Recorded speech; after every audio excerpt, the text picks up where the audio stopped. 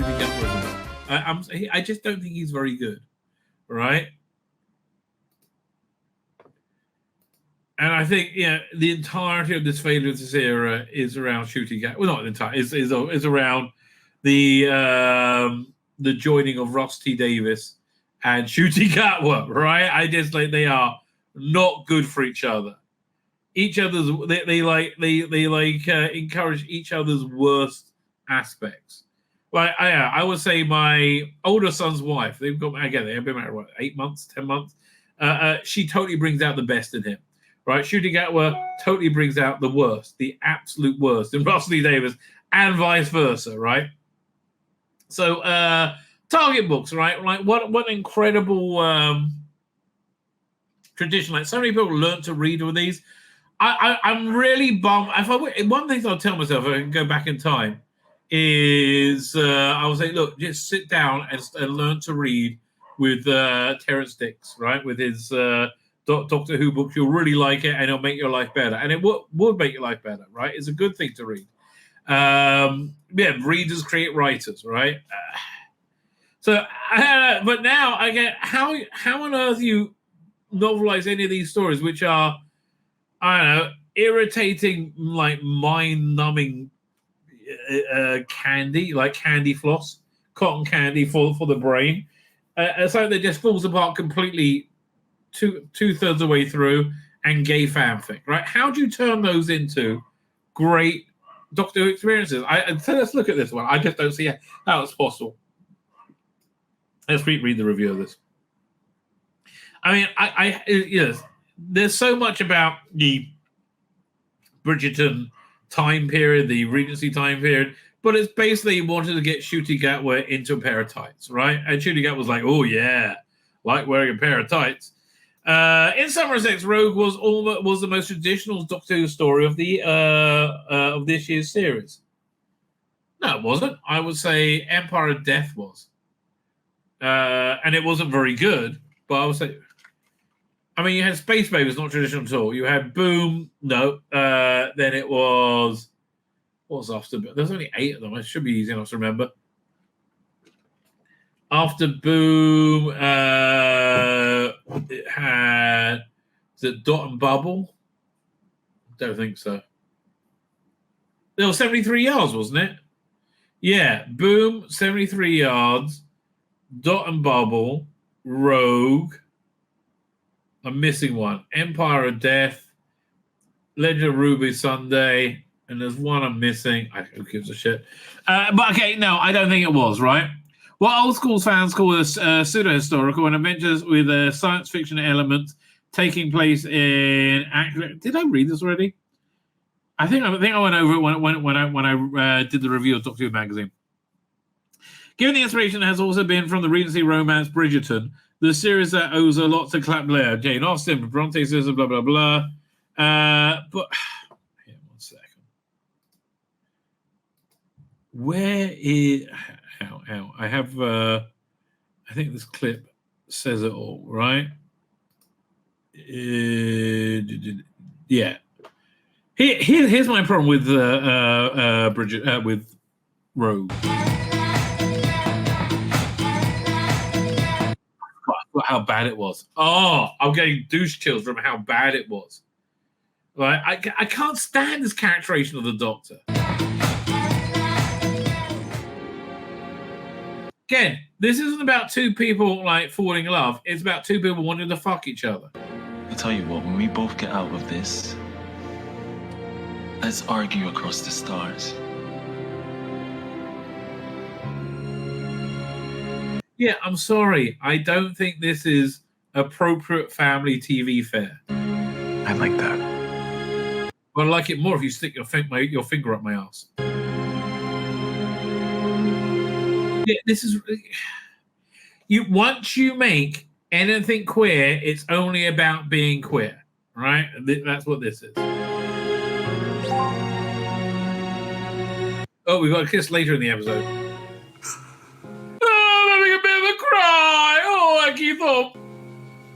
Can you? It's okay. I'm a hot white chick. I'm white and working class. You can ditch me.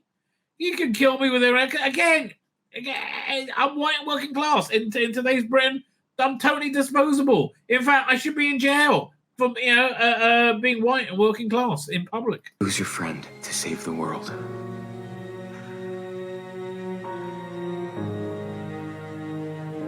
None of this is working, right? None of this is working. I get it. This take on the Doctor is just so weak. Oh, Doctor, have you ever spoken to love that dare not speak its name? That can't fucking shut up nowadays. I know.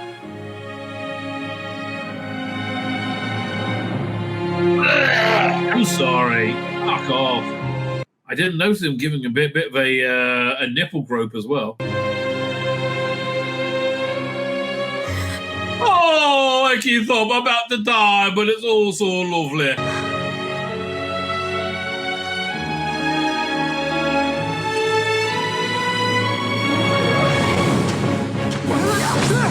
Made no sense. Made no sense whatsoever. Another exchange. Trap 1 and 6. Yeah, I can see Russell go, oh, how marvelous! Oh, it's gonna be, everyone's gonna love this. Oh, Find me.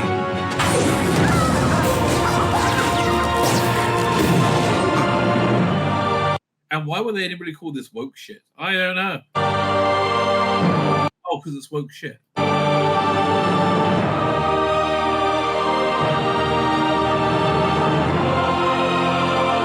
Paul Taylor says Groff was obviously a replacement for the cancelled Barrowman.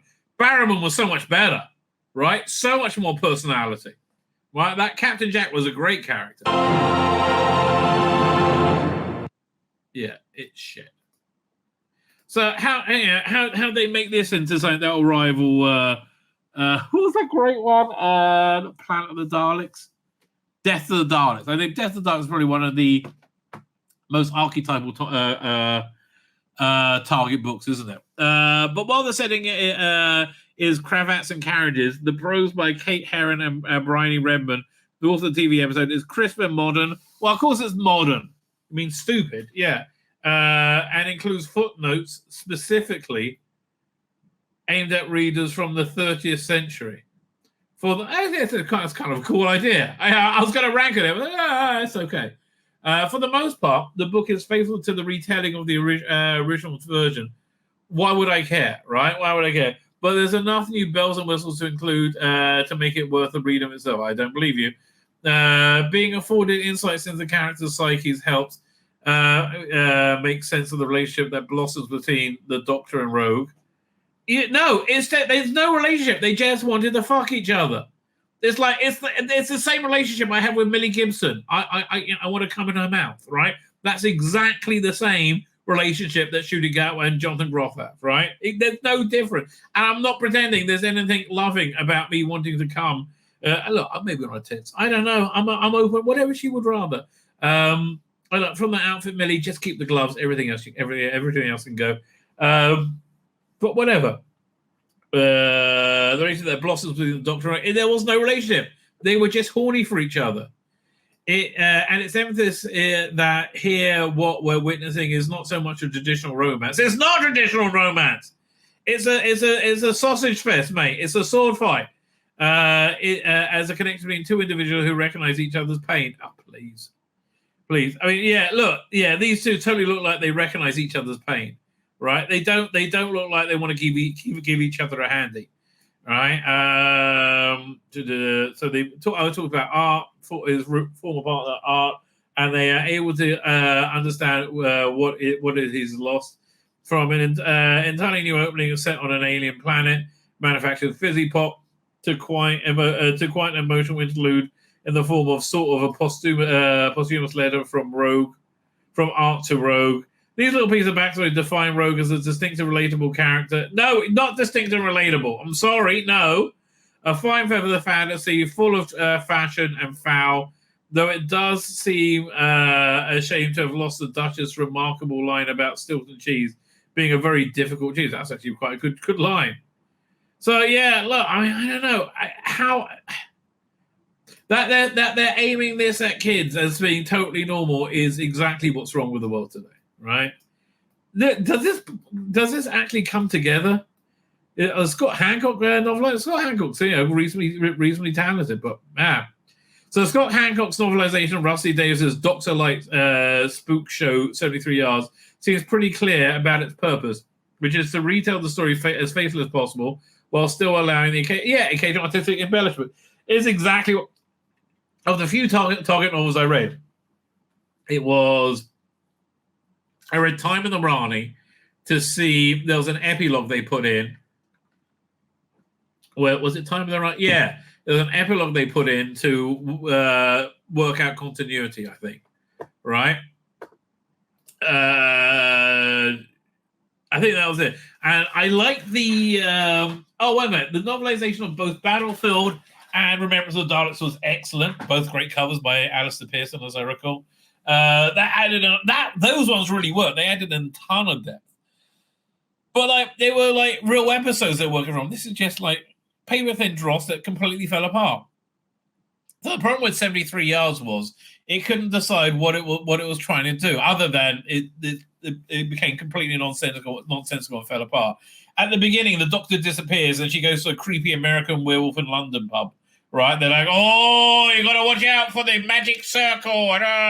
And they basically explain the plot about what happened to the Doctor. And then they start laughing and go, no, we're just making all that up.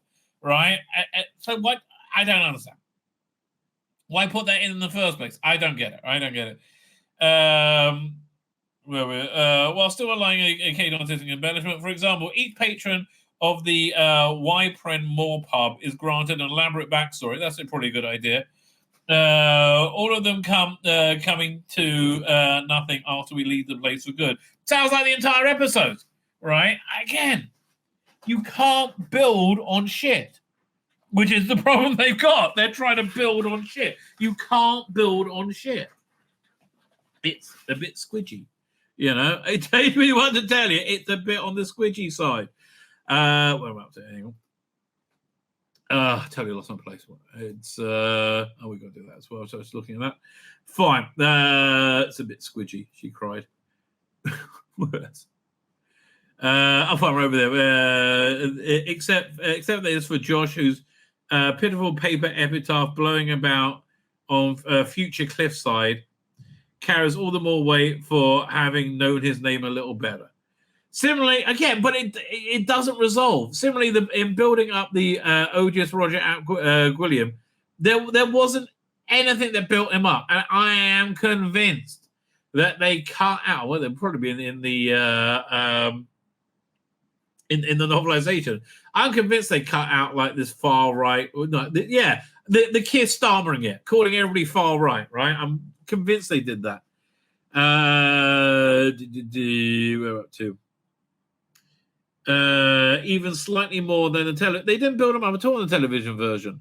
The victory of his eventual comeuppance tastes all the sweeter. It made no sense, and they didn't build him up at all. So, in any way, elsewhere, Hancock's editions are a little sillier, but perhaps more fun. A charming additional sequence featuring a present-day version of Ace strolling around unit headquarters in a pinstripe suit and blocky Doc Martens.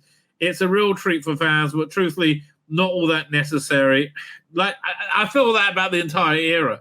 The prediction that said Tower Block will end up becoming a tawdry leisure complex named the unit is so witty it's tragic.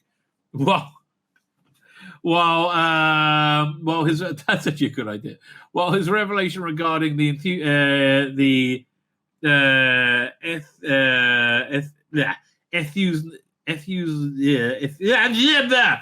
Etheusination. Thank you. The Etheusination of London's many alien guests is just tragic. Period. Where was he? What were they going to kill all the aliens in London? What? Euthanization. There you go. Oh God.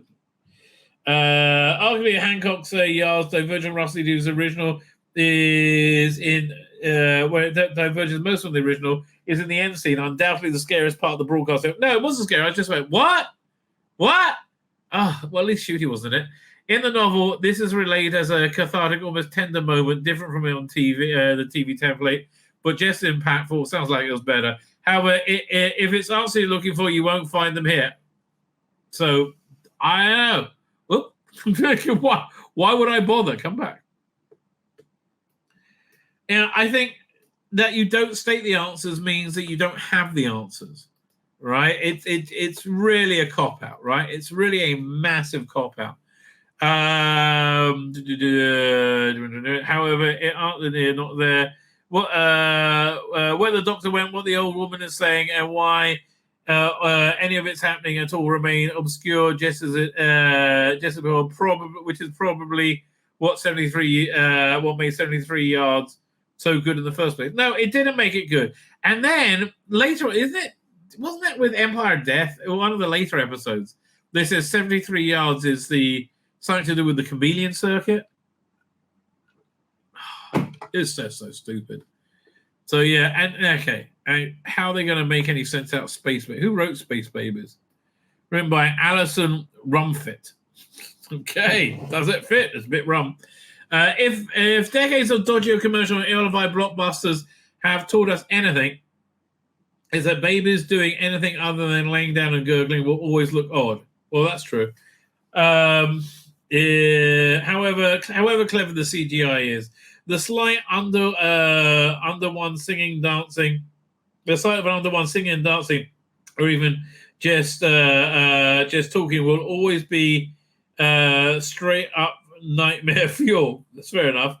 And it's fair to say Rusty Davis' otherwise enjoyable Space Babies has found itself on the wrong side of the immutable universal law.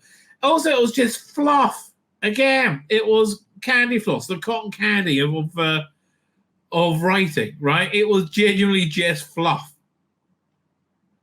All Alison Rumfit has to do with the novelization, therefore, is tell a story, screen, and then by dint of simply not having to see those weird little mouths everywhere, she's already on to a winner. Makes a good point. But then I think when you start taking apart the plot, you realize how nothing it is, right? How completely empty it all is.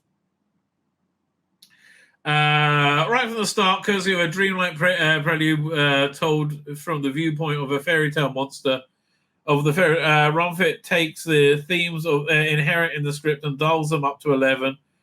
You know, I would love there not to be something dialed up to 11 for once. A quiet little intelligent story. Ghostlight.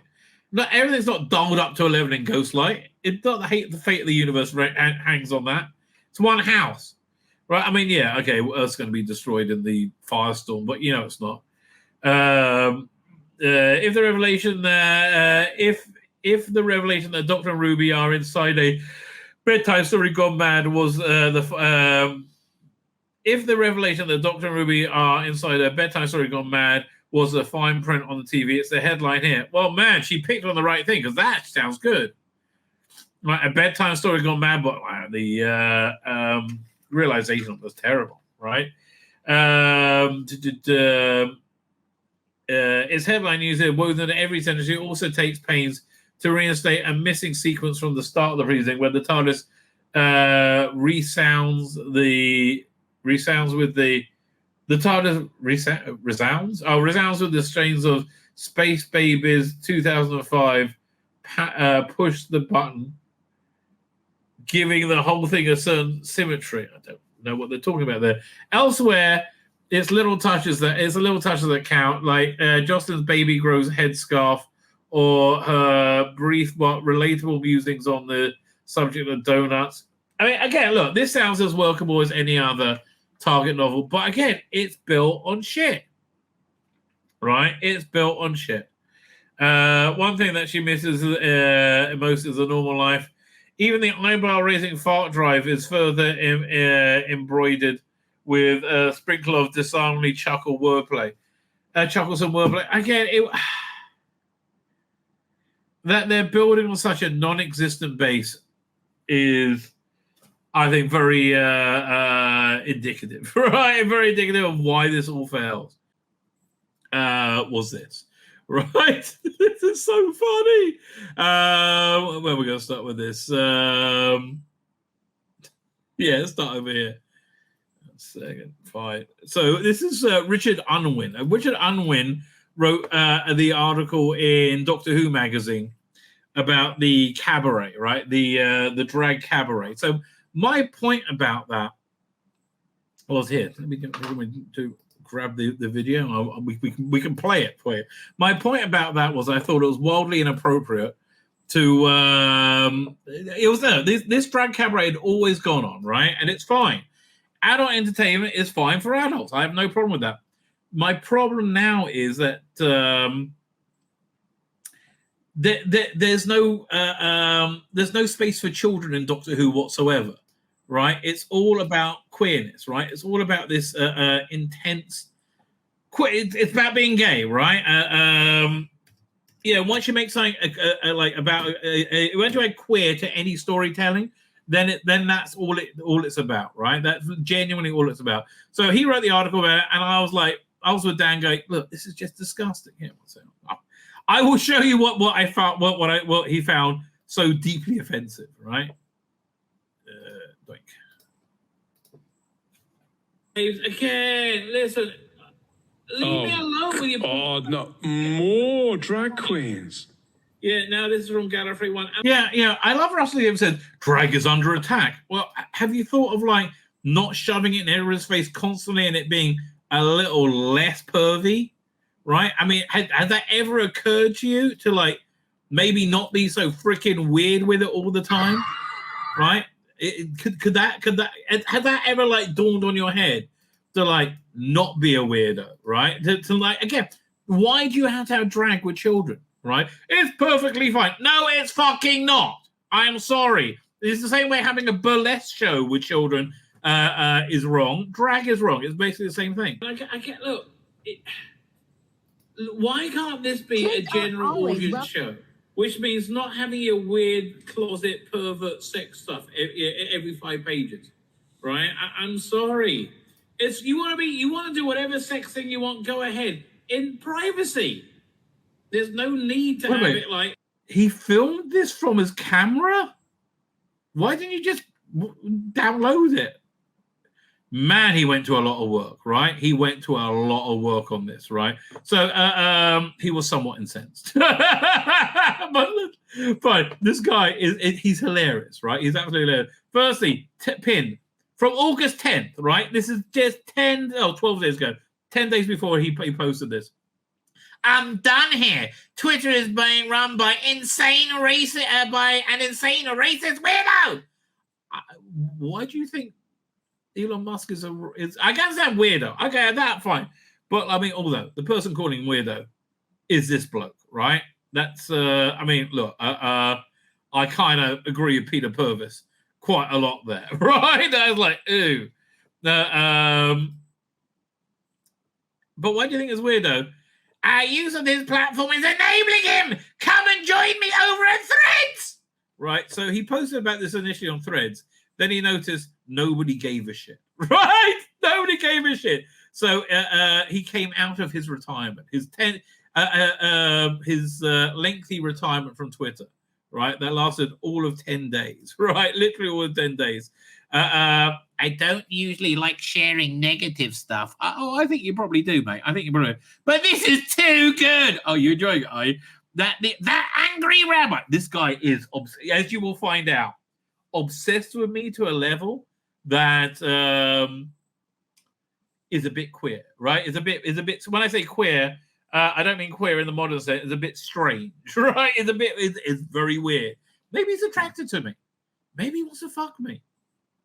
And listen, many people want me and they're willing to pay. Sorry, mate, I'm straight and I'm married and I'm a rabbi and you look like you might not be Jewish. So, yeah. And some other bigot. Dan is a bigot. Dan's got black children. Literally. Okay, so if he's a bigot, he sucks at it. Okay, absolutely sucks at it. I'm discussing my at Galley Cab article in at Doctor Who D11 tweets. Yeah, I think it's wildly inappropriate. Saying how inappropriate it is. I think it is. Then get distracted by their own memories of Doctor Who porn. Is this even real? Well, the point was this. It's in the same category as Doctor Who porn, which is what Dan brought up. So I ignored this at first, but but Dan engaged, right? Dan engaged. We'll get to Dan's engagement, but the other people are so funny, right? They're so funny. Wait until they find out that multiple actors on the show appeared on stage for decades dressed as with men dressed as women. There is no comparison whatsoever between pantomime dames and let me find a good example to show you. Where we go. I I'm just going through this because there's so many examples of deep weirdness, right? Deep weirdness. Which one? We'll go. Which one is? Let's go for this one over here. Video file. Yeah. His first drag show. Yeah, this isn't Danny LaRue, mate. Right? Again, these are highly they're designed to look highly sexual. Mother. Yeah. No, this is narcissists validating themselves. Actually, that's not the one I wanted to show. I think is it this one? Oh yeah, let's go for this one. One thing to say. You better work, bitch. Yeah, no, obviously kids wave and smile at somebody dressed in drag, with lots of makeup being very gregarious. But yes, I call this grooming, right? I think drag is, and cross-dressing to a great extent, is a kink, right? And I have no problem with people having kinks. Have whatever kink you want, right? That's fine. Have kinks, right? And there's nothing. I think really generally okay. It's not going to lick itself. I don't think that's appropriate for children. I don't think it's appropriate for children. There's a guy in heels there. And again, this is not what Danny LaRue looked like to me when I went to Panto.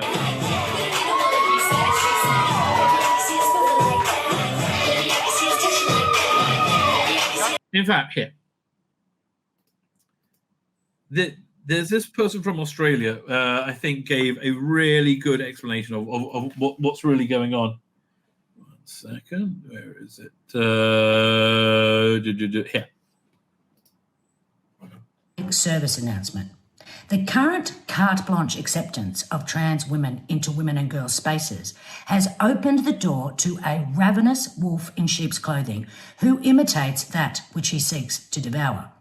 Because in the vast majority of cases... And, weird thing is, this woman could easily identify as trans. The vulnerable trans woman is an entitled heterosexual male with the sexual fetish of autogynephilia, a narcissistic disorder that causes him to be aroused by himself as the female sex object of his porn-fueled fantasies. Now, this makes so much sense to me, because when I see people like... Rachel Levine, I think that's who is, I believe, born male, works in works for the Biden administration, has a penis, I believe. They've never shown it to me, but whenever they appear on TV dressed as a woman, especially that now she gets to wear an army outfit, right? And or a naval outfit. I can't. But the look in their face is somebody getting off. Somebody experiencing sexual gratification, right? And if that's the case, because this makes sense. Being a progressive disorder, like a drug addict who needs more and more to achieve the same high, the autogynephile must continually find new playgrounds in which to cosplay and new boundaries to cross to achieve the same erotic charge. And this is why everything that is ours must become theirs. And I guess this is why it's so important. They involve children. They won't stop. They can't stop until they have devoured us completely. First, it's our femininity, which they objectify and parody. Next, it's our privacy and dignity, which they invade and degrade. Then, it's our achievements in sports and work, which they steal. And in service of all this, it's our very definition, which they redefine for themselves. For with the mantra, trans women are women, they are elevated to the status of women, while we are relegated to the category of cis.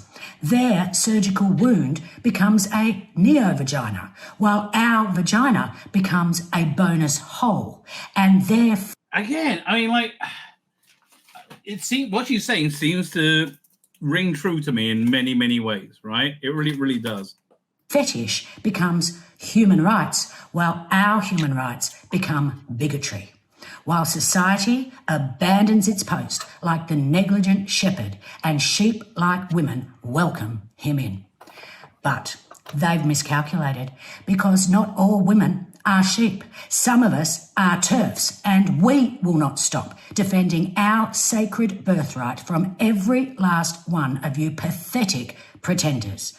And so, fellas, and yes, I'm talking to you, you wanted a turf war? You've got one. Well, I'm not going to be involved in that, but I wish you every success. So anyway, where am I? When did I find that mod back to the pit? Yeah, again, it's not comparative. And I love these straw man arguments. Right. So this is a guy who's in it says, "Oh, I am so obsessed with this." I think you're obsessed with yourself, mate. Right? I think that's what's going on. Look, I'm speaking of somebody who's really reasonably self-obsessed. So obviously, I'm thrilled that the good rabbi hates my work. I don't hate your work. I think the article was reasonably well written. I mean, good for you. But I dislike your worldview. I think it's very damaging to society, right? And I think it's very disingenuous and false. I'd personally be offended if he didn't. And yes, I've broken my Twitter ban to share this. It's 10 days, mate. That's not impressive. Again, drama queen leaps to mind, right? The only thing worth in life has not been noted is it's being talked about. It's not being talked about. Did the rabbi not once get talking about the classic companions who was clearly underage? I mean, this is hilarious. Yeah, they are obsessed with me being a paedophile because I want to sleep with. No, I wanted to. I would enjoy sleeping with Deborah Watling. Who wouldn't? Who's clearly underage and start to imagine her as a porn star. No, just check his internet history is all. So then Blake Bradley says, Jamie and Victoria were great together. Been meaning to read for a while the 2004 short story that gave her age at 38, some 38 years later. Up until very recently, I had no idea she was 15 until the short story pointed it out. Short story, now out of print. But again, because you can hound somebody who doesn't agree, doesn't subscribe to your worldview, they don't give a shit. It's so utterly ridiculous that you'll swear into a satire of these types. Darling, you got to understand, you're in the minority. You're in the tiny minority. Sadly, too real. The other guy is Dan Hadley from Type 40. Another bigot. I mean, really? How did I just know the other who the other person would be? Because he said his name. So this guy, no official. Oh my God, he is so obsessed. Another one obsessed with me, right? Essentially, with this, I handed him his ass once in a Twitter fight, right?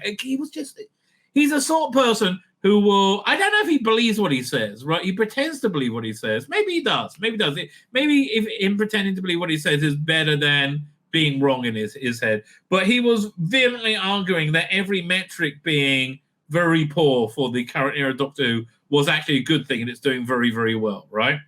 They're acting as drag kings are doing harm. They are.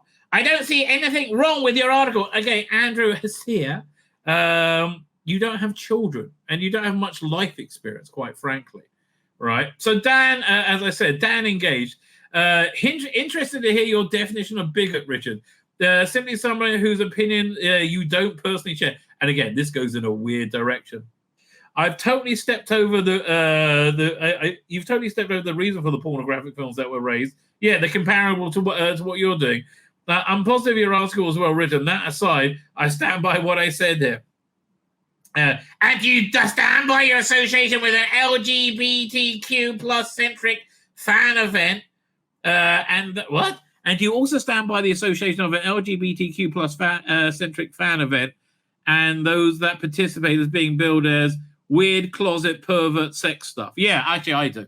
Right? Yes, this should be something that was done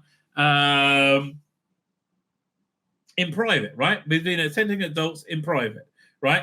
And it's nothing to do with being gay, right? If this was a burlesque show where everybody was like PG-13 covered, I still don't think it would be appropriate. I don't think it'll be appropriate in a show as the show itself is a queer show, right? It's just like Doctor Who used to be for everybody, right? You certainly don't disagree with it in the clip. In fact, you offer no rebuttal, no clarification, no pushback of any kind. Okay, bigot's gonna bigot, then deny everything. Well, we're gonna see what happens in a minute. I don't care what these folks have to say anymore, dude. You are obsessed, beyond obsessed, beyond obsessed, and shan't be engaging any further until he engages further. I now regret popping back to this hell site. And we'll be over at Threads if anybody needs me. But I'm still here. Hint, Galley Cab, you should definitely join my present. No one's on Threads. Nobody gives a shit. So eventually I replied, right? Where was my reply? Hang on. Man, now I got a hump for it. She cried. Ow. Bigot's gonna bigot. Oh, here, give me a second. Oh yeah, I'll go to my profile. There you go. Reply. You get that? There you go. Right. After he said he wasn't engaging, he went on more and more and more. Oh yeah. So he said, yeah, the panto and drag is the point there. Panto and drag are not the same thing. Pantomime dames and drag queens aren't the same thing either. Nice try, though. There's a lot of I thought you weren't engaging, baby. Oh, no? No, you're not over at Threads? Okay. There's a lot of crossover, though. There's a lot of crossover between fascism and left-wing politics today. There's a hell of a lot of crossover. A lot of drag queens are also pantomime dames and vice versa. Yes, this is a problem. We agree with you. To say that drag as a whole is adult entertainment, that's what you've made it into, right? That is what you made it into. We can pull up more examples, right? I got like limitless examples of this weird shit, right? Let's see what this one is. One of the fiercest performers yet. You guys haven't seen nothing yet. Please give it up for the one, the only King of Queens!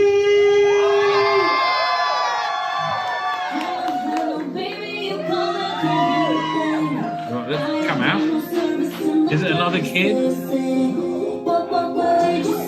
Yeah, this is highly eroticized entertainment.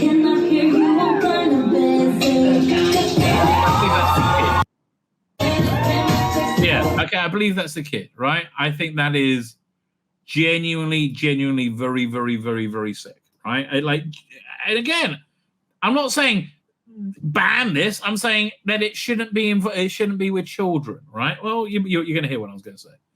Where am I? Sometimes it's sometimes it is and sometimes it isn't. Context is key. Oh, really? Context. You're somebody who loves context. From reading your article, context is clear. An adult night out watching adult entertainment. Rich, and that's what it is, and it's fine. But again, that there is no adult, there's no non-adult space in Doctor Who anymore, is what I'm reacting to, right? From reading your article, I don't know you, Dan, but I've seen enough of the Rabbi's content. He's seen basically everything to know that he's relentlessly homophobic. I have no problem with anybody being gay. I don't want to suck a dick, but if you do, good for you, mate. Genuinely, I think so. In a recent blog, he went through my review of Rogue from the same issue and felt the need to shout, "Fucked in the arse!" over 25 times. That you counted it is very strange, right? Yes. Well, we're going to deal with that. He's vile and bigoted and beyond redemption! redemption is a religious concept, which clearly I don't think you're a very religious person. I'm simply judging you by the company you keep. Apologies if I made an error. So I eventually weighed it, right? I said, dude, I'm not homophobic in the slightest. Come to any of my streams and you'll see that I have a large gay audience in the chat. May I say hello to a large gay audience in the chat? Why do you think that is?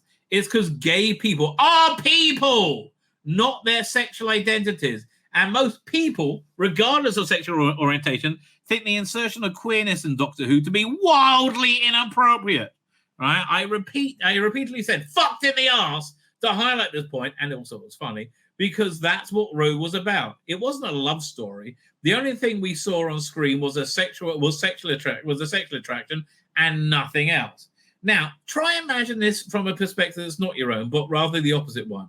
Imagine instead of telling queer stories, Doctor Who was now telling Christian stories, with a pastor as a companion who was always portrayed in a positive light because of their Christianity, with stories hinging on events in the New Testament, which I think would be comparable to how Yasmin Finney has been presented. I would also think that would be wildly inappropriate, slightly less inappropriate, as it excludes all that don't subscribe to that worldview. How would you feel about that? Because there's little difference to the queer era,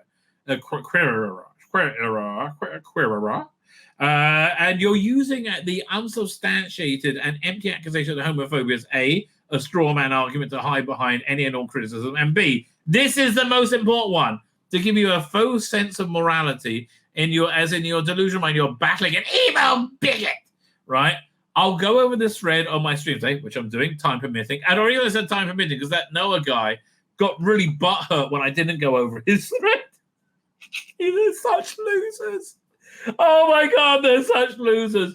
I'm going to be going over this thread, time permitting, and you're more than welcome to come and join and articulate your points for yourself and have your own say. And honestly, you are. The thing is, they're never going to do that because they know they've got nothing to say, right? Bottom line, they just know there's nothing they can really add to this at all, right? I'm going to go with this today because everything I'm saying is true, right? This is not a gotcha. I'd love to have a conversation. I like talking to people I disagree with, right? And you'll be treated with at least as much respect as you treated me, which is little to none, right? Little to none. And like, this wasn't the only one. Where was this? It was on one of my Newswalk videos. I also had another similarly strange thread. Where is it? It wasn't that long ago, was it? No. Maybe it's over there. No, I thought it was about the one. Is it this one over here? Oh no. It was in the Doctor Who magazine review. Let's see if I can find that comment. Published, newest. Doink. Let's see if shall we do the newest one? So that it comes out. Oh yeah, here it is. Wow, well, look at that. I found it. I'm actually quite impressed with myself. Where is this? So I go over here. Hang on. And go. There you go. Doink. So fine. So this was from from exactly the same article. So in this video, you say with your whole chest, thank you, that an LGBTQ plus fan event is a perverted sex stuff. Yes, I did.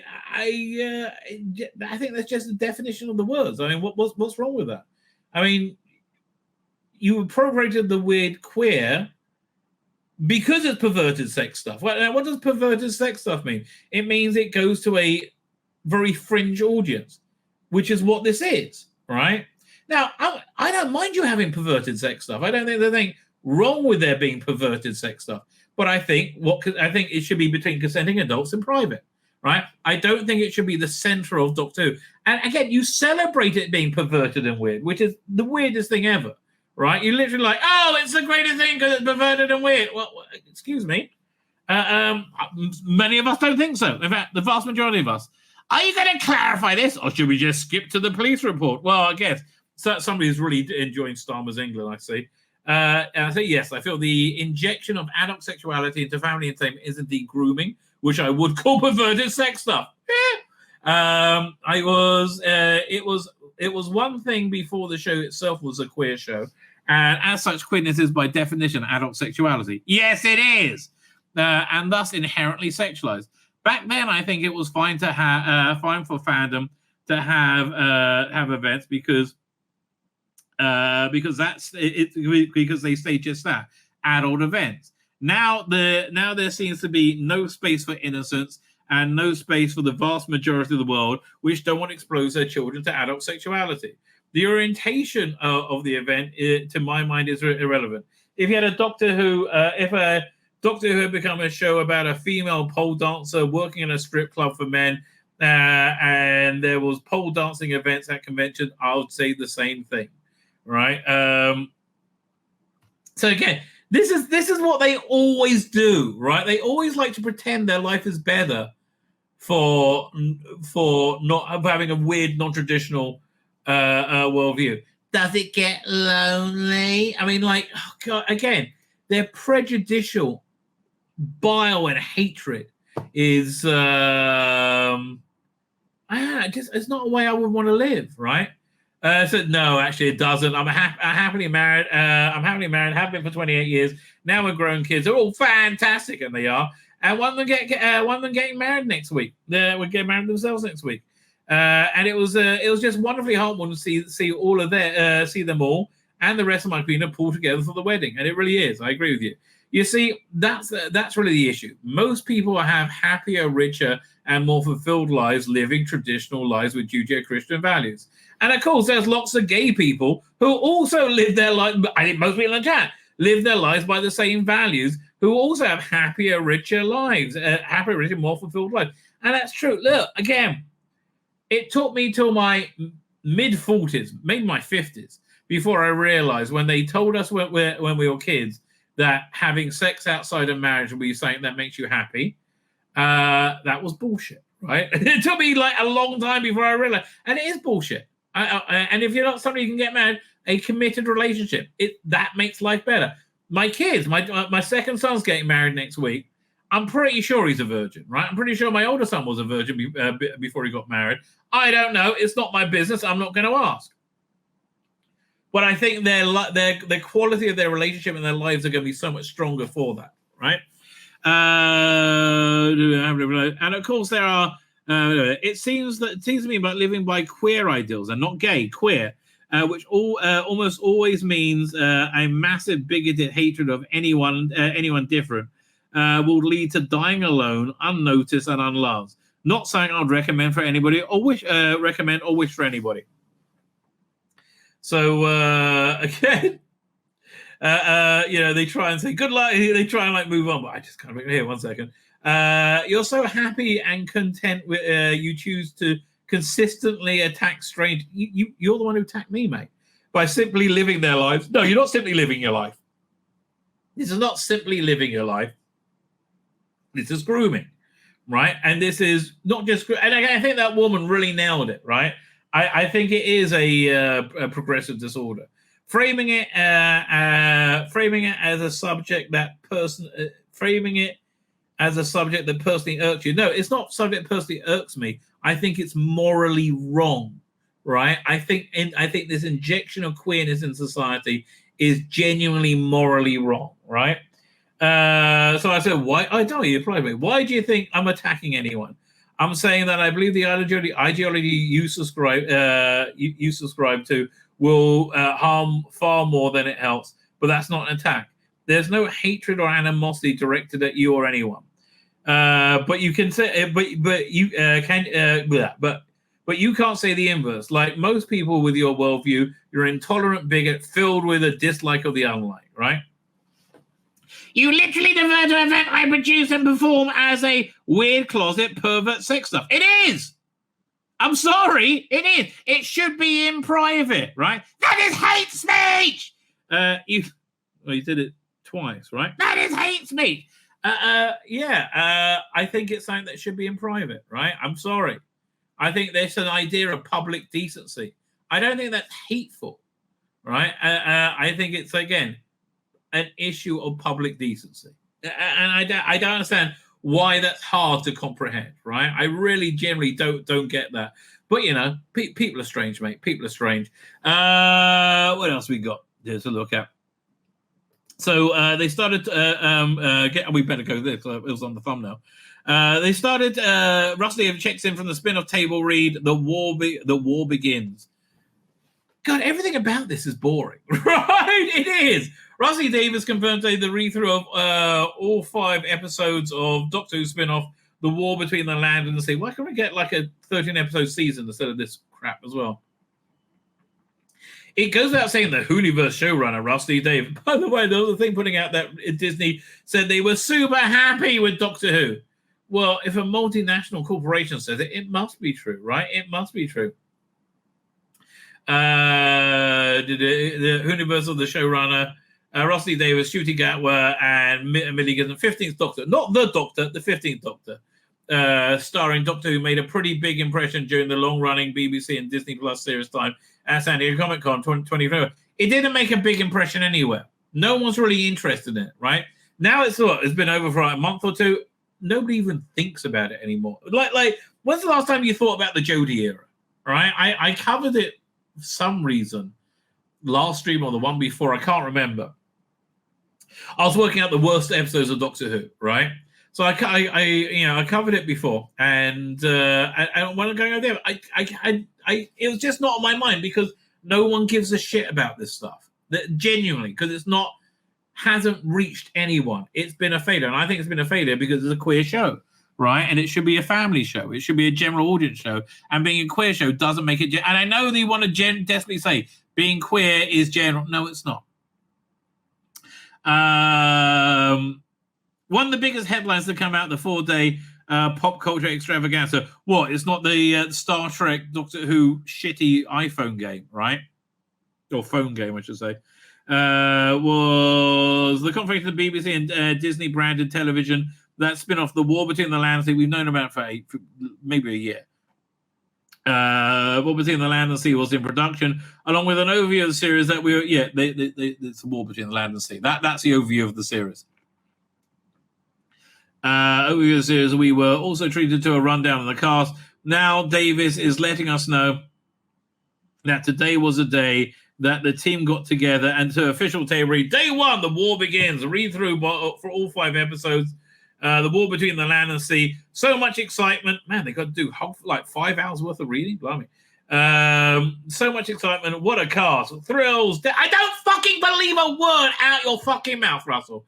What a cast. Thrills, death, chases, fish, and 7 seas of danger. Can't wait. I can. Rusty Davis wrote as the caption to his Instagram post, along with an image of the room from his viewing perspective. Do they have a picture there? There you go. Episode 1. They don't even have the episode title there. I mean, okay. Yes, you're making it. I get it. But there's just no excitement about any of this. I mean, just none whatsoever. When a fearsome and ancient species emerges from the ocean, dramatically revealing themselves to humanity again, an international crisis is triggered with the entire population at risk. Unit steps. God, fuck me, no. I wouldn't trust unit. I wouldn't trust this unit. What are you going to do? You're going to bring in your 12-year-old on a mobility scooter, right, with a machine gun in it, or you're going to bring in a chick with a dick with an iPad, right? I mean, yeah, that's certainly going to help. Creator and executive producer Davis, who is co-writing with Pete Matigue. I'm kind of glad he's getting more work. It's just sad he's tied to this era. The 5-part stars Russell Tovey, Gugu Mbatha Raw, who also is very, very honoured to be on my thumbnail today. In addition, we're going to see some very familiar faces with Gemma Redgrave, reprising World Cup, Alexander Devrin. Has he had a line in the series? Like, I just thought he's been a red shirt. Return as Colonel Ibrahim, directed by... Well, wait, what about... What's her name? Ruth Madley. Isn't she in it? I thought she was in it.